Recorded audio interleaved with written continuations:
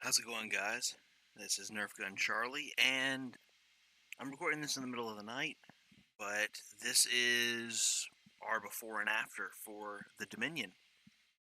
Now, in multiplayer, Dominion takes the spot of the Romulans. If you can't already tell, this is stock, this is the old version, and they just recolored what was green into more of a pink to match the Dominion. And it's, you know, a mix of Cardassian and Jem'Hadar vessels. A lot of stuff, though, in here is reuse from Romulans, just recolored, like the cannons, your shipyards, mining facilities, and your research stations, even your pods, as you can see. Those are the construction vessels. They do have some actual Dominion stuff in here. This stuff is the cloning facility from the mission in the Borg campaign. And there's a couple of new things they added in here, but there's a lot of reuse in here. As you can see, they've got the Damar class, which is really a Galore class. And this is the Keldon, but they've labeled it Galore because, well, this is what the stock A1 labelings are for them. But this is what it looks like initially. A lot of reuse. I mean, it feels good to play as the Dominion. It really does. Their big things like you got dreadnought missiles with. They're the first ones that I've seen that have a tricobalt-like weapon. Their big special station is going to be a Verteron Collider, which is essentially an artificial wormhole generator. And what it's basically going to do is any Dominion vessel that you have access to build right now, like your Dominion Bug, your destroyers, 500 dilithium, 40 crew, 1 Vorta. When you get the Verteron Collider, it's basically a wormhole to the Gamma Quadrant. You'll be able to build these things for 5 dilithium. So it's kind of a painful thing to build. They have a little bit higher cost and everything. But once you finally get to end game with a Dominion and you go through everything, you literally can just mow down things because you can throw out starships like they're candy. But they do take the place of the Romulans. Now, the Romulans in this remastered mod will be available in single-player campaign. The big difference is you might be seeing something similar to what you're seeing here for the UI. I'm going to change Vorta to Officer, but you are going to be looking at a little bit more Dominion UI because of the multiplayer than you are typical Romulan. I'll try to find a balance, but that's the big jarring thing you're going to be dealing with when you're playing Romulan campaign is this main UI will be a little bit more geared towards Dominion. Now, when you're playing as the Romulans, all the buttons here, the goal is to have these where they can be used for Romulan or Dominion. Kind of a just generalistic set. While cleaned up, Romulan special weapon buttons are going to look the way they're supposed to. The shipyards and the build buttons for the Romulans will look different than the Dominion. So that's going to be the only jarring thing is like your primary UI will look a bit more Dominion. Which we might change this to a color I can find on both UIs in the TV show. If I can find a color that works for both, then I will. And we'll probably go through some updates. But this is kind of what the Dominion looks like, beforehand, before this remaster. Where, these unwieldy large construction vessels, you have the Karma freighters as your dilithium miners, which I'm going to keep these, try to find a higher polygon model. But we've got these, so let's go on and see the after.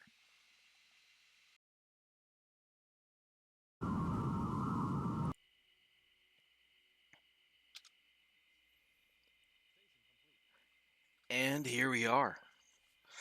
And don't mind the combat in the background. As always, you're going to hear basically overtuned on audio if we get close to the combat zone. But as you can see, the first thing I want you to notice is the UI. Um, like I was saying in the original video, the original part of this, the first section of this video, I wanted to do something a little bit neutral, as best as I could, that would represent both Dominion and Romulan, since this is going to be the same UI used in the single-player campaign. So I chose a shade of blue that, when I was reviewing the Dominion GUI LCARS interface and the Romulan LCARS interface, both of them had various shades of blue in them. It was a unifying color, if you will. So I picked that just so it was a neutral between the two of them. Of course, this is one of the constructors. The buttons are here, but let's look at our units. As you can see, we've got a lot clearer vessels, including our little dreadnought missile, what it used to look like, versus what it looks like now. A lot of these particular ships are from the, I believe it was the Dogs of War mod, and some of them are from the MSFC Dominion mod, like this Jem'Hadar Hunter vessel. The Breen vessel and the Dominion Bug I've had for a while, and you know, we've got our turrets. Yes, we have our turret that fits Keldon class. You go further back, you've got an Ekor. This is essentially the precursor to a Galore class, going to right before the Cardassian border war. Kulinor class is your starting unit to equal a Miranda. I'm going off of some lore here with regards to Venom Geek Media, just of how old this vessel is. We're not going by... Oh, sorry about that. We're not going by Armada 2 standards here, so we have a difference of opinion. As far as, like, this is a different, timeline. But this is the starting unit. This is one of their early units, a command cruiser, the Talim. But, this is kind of what we're looking at. This is the advanced defense pod. This is their super turret, equivalent to what you saw for the Klingons and the Romulans. And it's a nice mixture. We'll go over the ships you see in the background here in a minute. But it's a nice mixture. I've got to fix this little guy right here. You can see it. But Dominion construction vessels. These are Cardassian stations. This is a Cardassian station that I've actually retextured. I've just changed the color on it to be a Dominion station. Just because I want to have this thing start off. You're starting off with a Cardassian station, you're starting off with the Cardassians, and then you start to unlock Dominion vessels as the Alliance is solidified and all of that. So this is your first shipyard, and your mining facilities are a Cardassian kind of deal. And then when you get to... Let's zoom up here. This is the stock Dominion yard. It's retextured thanks to the MSFC mod. And then we get to the big bad boys. So, these are a lot of your starter units here. Your Dreadnought missile, which has a tricobalt torpedo. Your Hunters, your Type 1 and Type 3 Galores. What's between Type 3 and Type 1? Type 1 have the pink constructors. Same with the Kulinor, the Ekor, and the Talim. That's more based on what you saw in early TNG, when they were firing pink pulsed disruptors. Whereas later TNG and DS9, they would have more of an orange and definitely yellow by the time of the Dominion War disruptor weapon. So I wanted to actually highlight that change in technology. So the Type 1s have the pink disruptors, whereas the Type 3s have yellow beams. So just a nice little change there. But then you get to the big bad boys when it comes to the secondary yard. And this is kind of your end era. I'm going to show you what we have here. You've got some early Cardassians. You unlock your first Dominion vessel, your Galore class. Then there's your Breen warship and your Type 3. But then the big bad boys, the Keldon, the Bug ship, your Dreadnought missile, and then the top 5 right here are your best vessels. So you're looking at first your Jem'Hadar warship. Then you've got your Jem'Hadar cruiser. It's a beefed up version of the Bug. A lot of heavy weapons.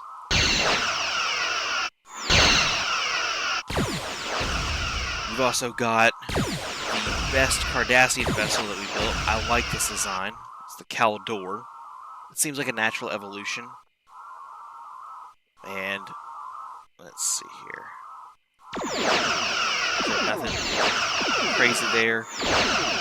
Kind of following a theme that was already in the mod. They get additional extra bonus weapons when you get to the final era. So Cardassian vessel has a Dominion pulse cannon assigned to it. It's just forward firing only.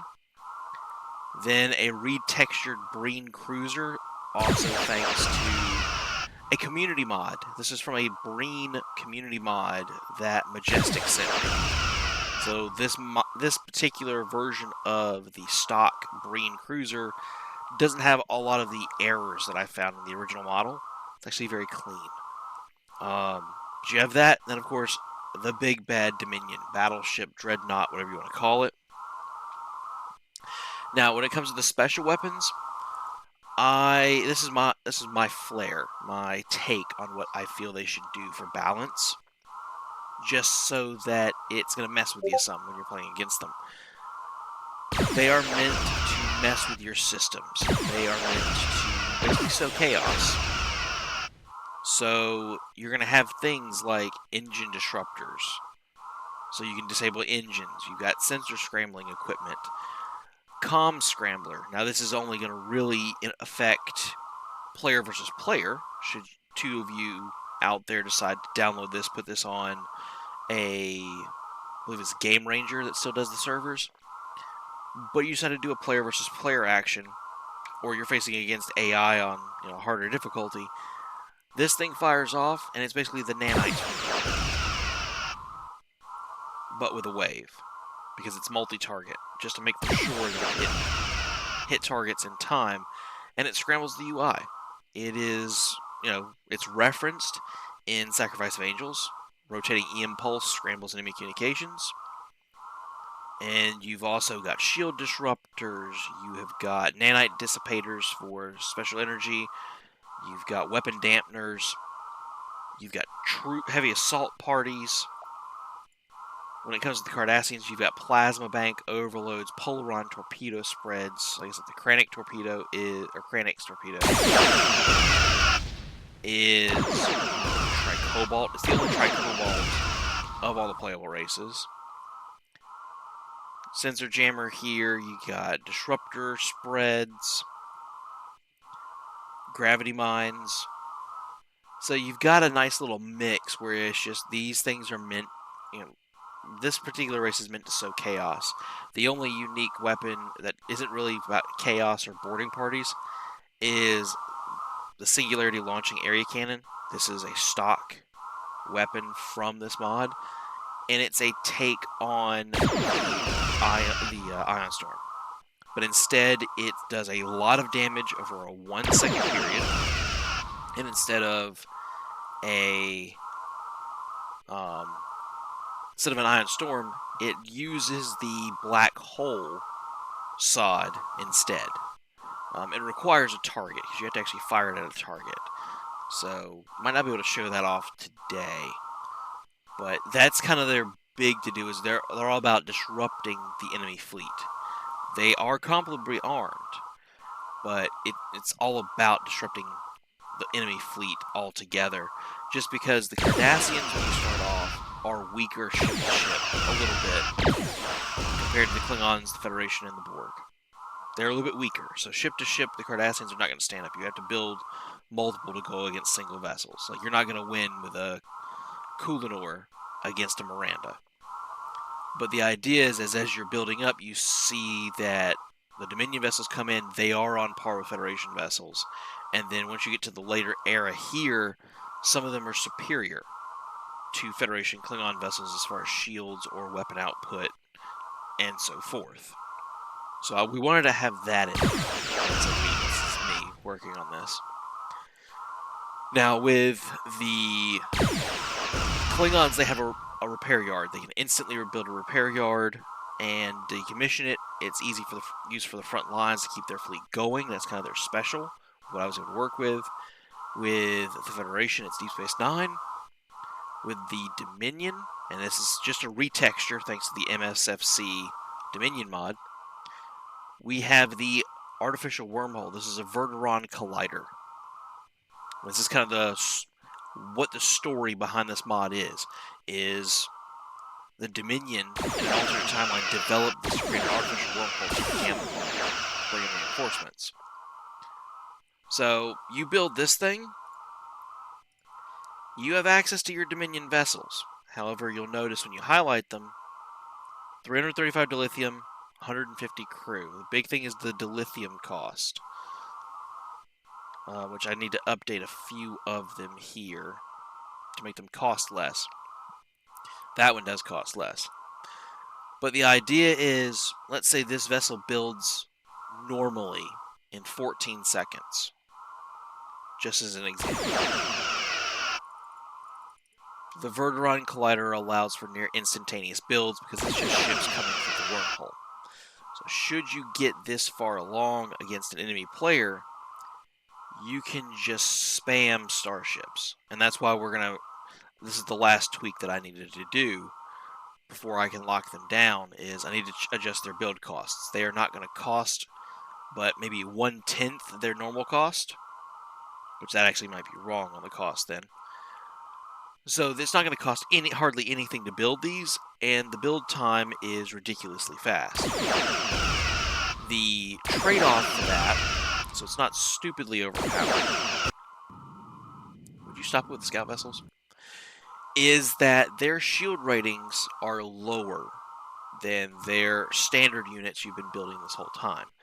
So shields on this Jem'Hadar cruiser are 2100. Whereas the one that came through from the Gamma Quadrant are 1785. My lore for that is they've been stuck in the Gamma Quadrant. They've just been building ships.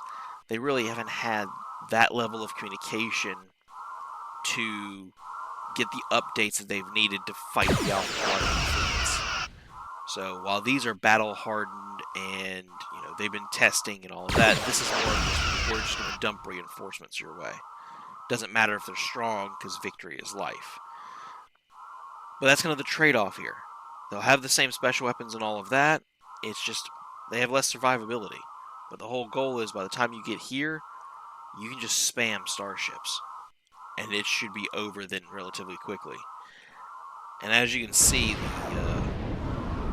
the AI is rather aggressive. It's still attacking with scouts. It's supposed to also build the Verteron array. That's what the last thing, as I'm changing up these build costs. It's supposed to build its own version, spam out like 15 of these, and then that's the end of the AI. So that's the only thing I've got to fix, because right now it hasn't. But let's go ahead and start sending some vessels out.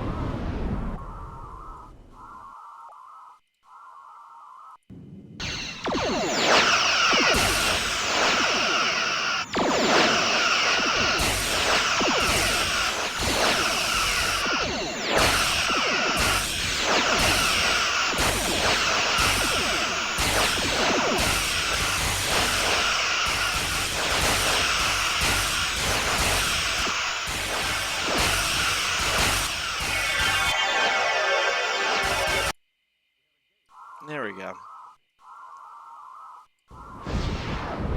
Just send everything out. I have had people comment on previous videos, oh, you get like the turret defense? Yes. But honestly, it's good for easy early on. Just to fortify everything.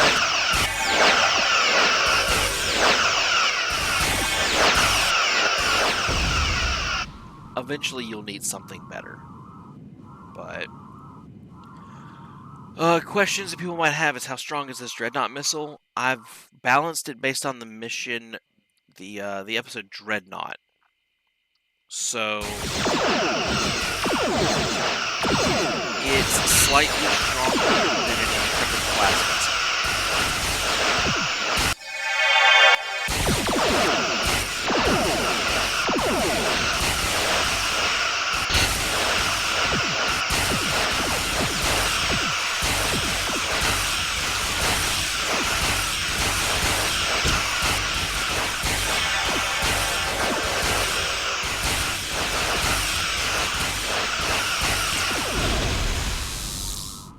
There we go.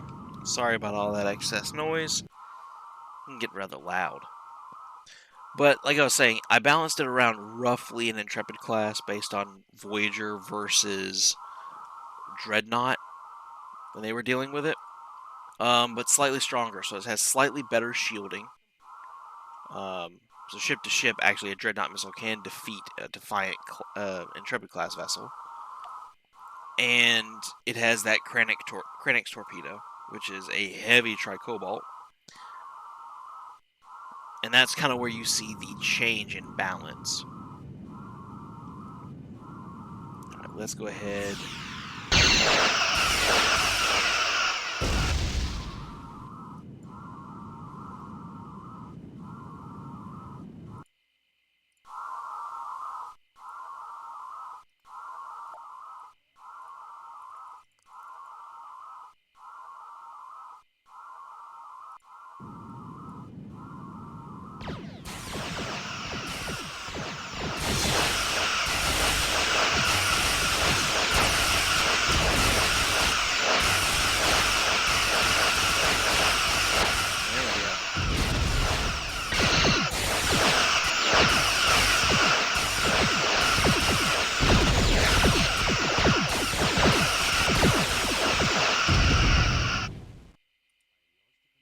Let's get the fleet back up there. And I do apologize for the weapon sounds. For whatever reason, Armada likes to ramp up weapon sounds over everything. Even though right now the weapon effects volume is set to absolute minimum. So I'm not really sure about that one.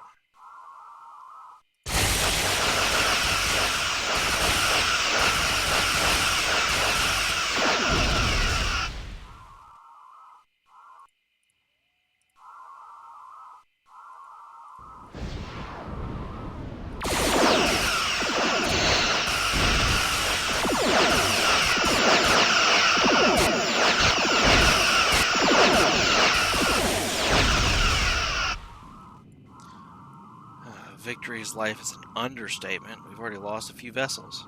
And this is just me having a play-around fleet. Let's get the legit fleet out. Get some Ring cruisers out there.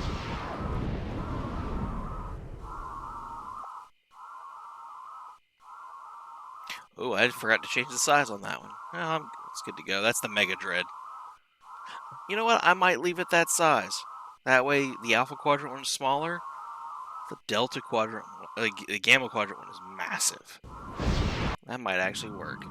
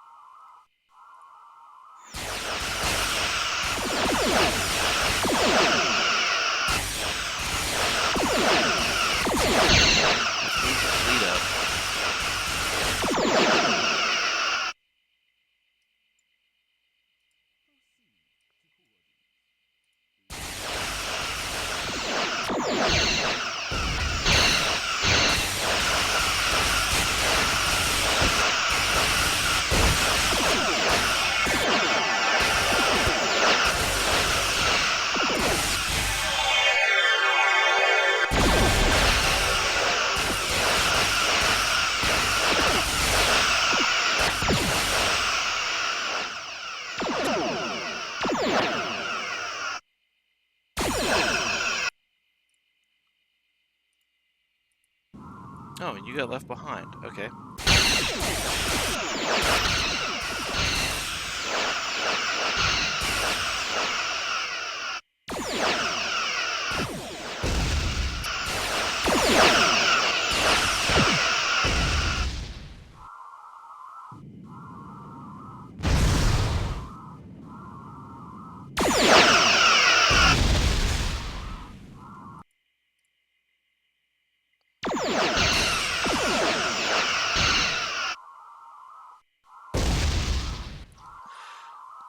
this was to give you a taste, an idea of what the Dominion is going to look like when you're facing against them and when you're fighting as them.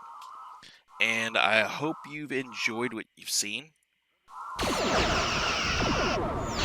It's been fun working on this mod. It really has been. And here's the fun bit. We've only got one more playable race in multiplayer to fix, and that is the Borg Collective. Once I fix the Borg Collective, should be smooth sailing, because all that's left at that point is getting single player back online, because multiplayer here was basically using single player ODFs and modifying them. So if I was to use them as is, they would have negatively affected the campaign. So it's just restoring the campaign to its default balance and setup, just refreshed weapons and weapon looks and models, which it should actually be an easy plug and play. I've got something set aside for that. And then it's wireframes. Like once the campaign is done, it's creating new wireframes for all these vessels, for all these races. Just because we can't use the wireframes that I have in storage. They are meant for a different interface setup that I did for future tense, and they will not work. It looks too it's too smushed, I guess is the right word, because this is a smaller window down here than what I'm used to with future tense for the last like 10 months when I was working on it. So I have to create a smaller window that doesn't look smushed when I'm creating it. And it's probably just going to be very simple. A top-down photo of each vessel. It's all facing the same way. It's just cookie cutter. It's going to be the least effort part of this remaster, to be honest. But in the long run, I think it'll be okay. But I hope you guys have enjoyed this update. By the time you guys are seeing this, I'm already working on the spreadsheet for the Borg Collective and planning out the campaign. Until next time, though, this is Nerf Gun Charlie signing off, and I do hope that if you like the video, you do hit the like button, you do comment, you do subscribe, because it does help. See you guys.